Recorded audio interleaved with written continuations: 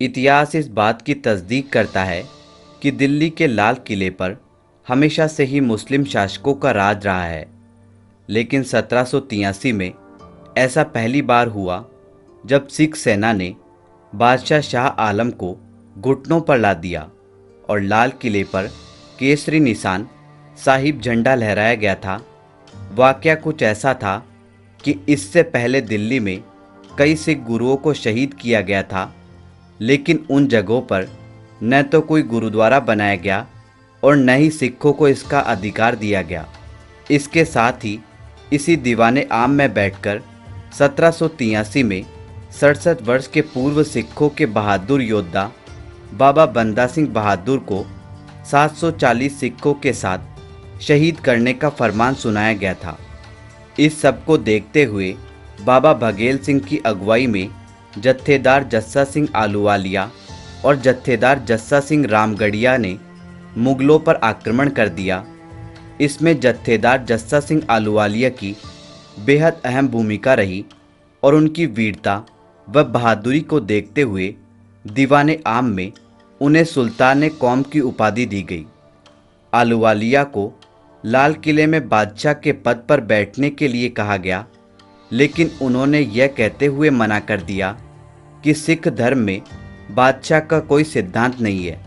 चूँकि इसी साल इनकी तीसरी जन्म शताब्दी पूरी हुई है, ऐसे में जस्सा सिंह आलूवालिया के जीवन के कुछ खास पहलुओं और किस्सों पर नज़र डालना दिलचस्प हो जाता है। जस्सा सिंह आलूवालिया का जन्म 3 मई 1718 को लाहौर के गांव आहलू में हुआ। इन्होंने बचपन में ही युद्ध कला में महारत हासिल कर ली थी। उनकी इस कला को देखते हुए 1748 में नवाब कपूर सिंह ने जस्सा सिंह आलूवालिया को अपना उत्तराधिकारी घोषित कर दिया। इस प्रकार नवाब कपूर सिंह के मार्गदर्शन में उनके राजनीतिक करियर की शुरुआत हुई और उन्हें सिख नेताओं की पहली पंक्ति के नेताओं के बीच जल्द ही गिना जाने लगा। 1748 में नवाब कपूर सिंह की सलाह पर 65 समूह जो अस्तित्व में आए थे, उन्हें फिर से 11 समूह में बांट दिया गया और 11 समूह की सभा को दल खालसा नाम दिया गया।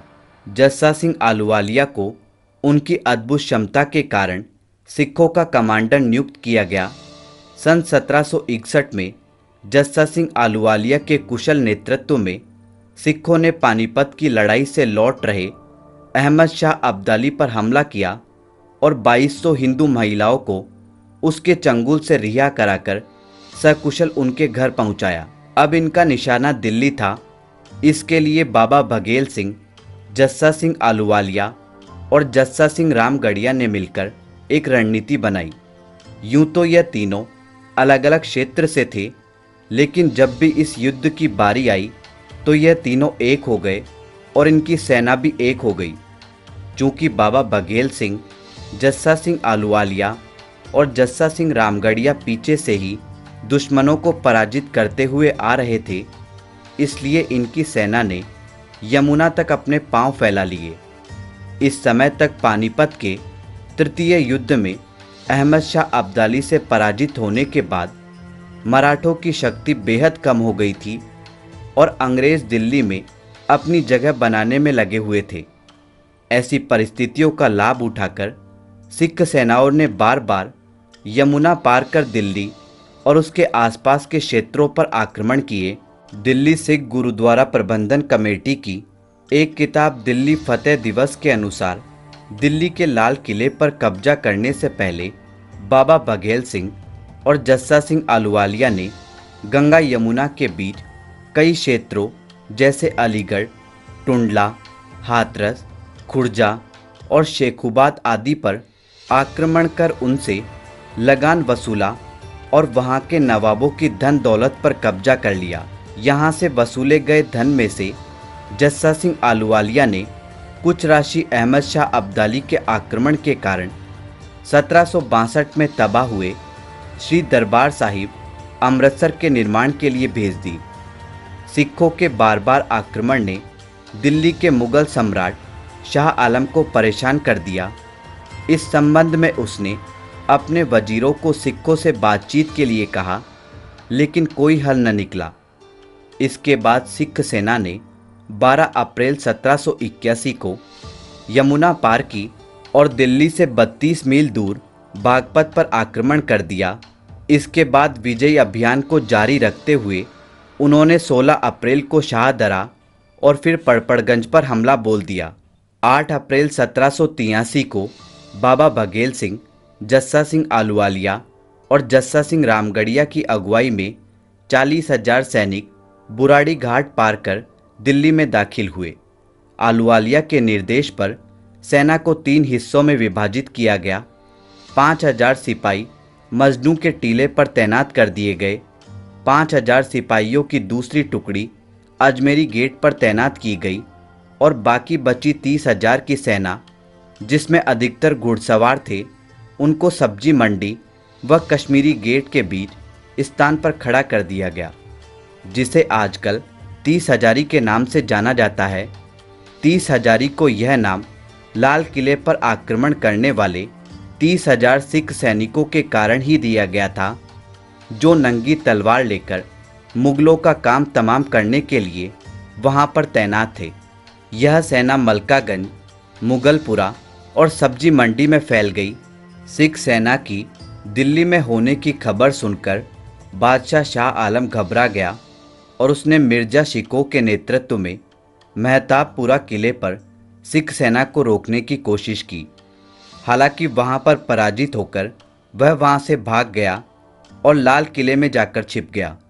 9 मार्च को फजल अली खां ने भी सिखों को रोकने का असफल प्रयास किया। इसके बाद वाहे गुरुजी का खालसा, वाहे गुरुजी की फतेह के उद्घोष के साथ सिख सेना लाल किले की ओर बढ़ी और दूसरी तरफ अजमेरी गेट पर तैनात सिख सेना ने शहर पर आक्रमण कर दिया। मुगल सेना युद्ध करने की बजाय छिप गई। 11 मार्च को सिख सेना लाहौरी गेट और मीना बाजार को पार करती हुई लाल किले के दीवाने आम में पहुंच गई और वहां कब्जा कर लिया। दीवाने आम पर कब्जा करने के बाद सिख सेना ने लाल किले के मुख्य द्वार पर खालसा पंथ का केसरी निशान साहिब झंडा फहराया। ऐसा इतिहास में पहली बार हुआ था जब सिख सेना ने लाल किले पर कब्जा किया था। जब शाह आलम ने देखा कि सिखों ने दीवाने आम पर कब्जा कर लिया है, तो वह अपने वकील रामदयाल और बेगम समरू के साथ अपने जीवन की भीख मांगने लगा। बेगम समरू बेहद मंझी हुई राजनीतिज्ञ थी, इसलिए उसने तुरंत ही तीनों जनरलों को अपना भाई बना लिया और 2 मांगे उनके सामने रख दी। पहली, शाह आलम का जीवन बख्श दिया जाए और दूसरा, लाल किला उसके कब्जे में रहने दिया जाए। इन मांगों के बदले में तीनों जनरलों ने 4 शर्तें रखी। वह सभी स्थान जहां गुरु साहिबान के चरण पड़े, जहां गुरु तेग बहादुर साहिब को शहीद किया गया, और माता सुंदरी व माता साहिब कौर जी के निवास स्थानों का अधिकार सिखों को दिया जाए। बादशाह शाह आलम को कहा गया कि वह 7 स्थानों पर गुरुद्वारा साहिबान के निर्माण के आदेश जारी करे। गुरुद्वारों के निर्माण तथा अन्य खर्चों की पूर्ति के लिए कर की वसूली में से 6 आने प्रति रुपया उन्हें दिया जाए, और जब तक गुरुद्वारों का निर्माण पूरा नहीं हो जाता तब तक 4,000 सिख सैनिक दिल्ली में ही रहेंगे। इसी के साथ बाबा बघेल सिंह गुरुद्वारों के निर्माण के लिए दिल्ली में ही रुके रहे।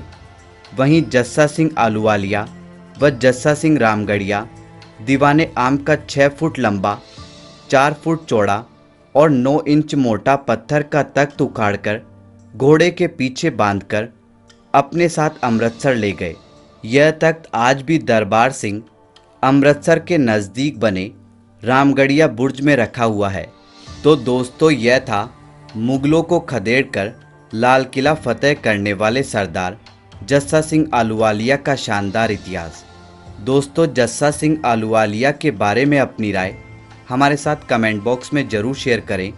धन्यवाद दोस्तों, इसी तरह के इंटरेस्टिंग और इन्फॉर्मेटिव वीडियो हिंदी भाषा में देखने के लिए हमारे YouTube channel the historic Bharat को अभी सब्सक्राइब करें और बेल आइकन का बटन दबा दें। जिससे आपको हमारे लेटेस्ट वीडियो के नोटिफिकेशन सबसे पहले मिल सके। धन्यवाद दोस्तों।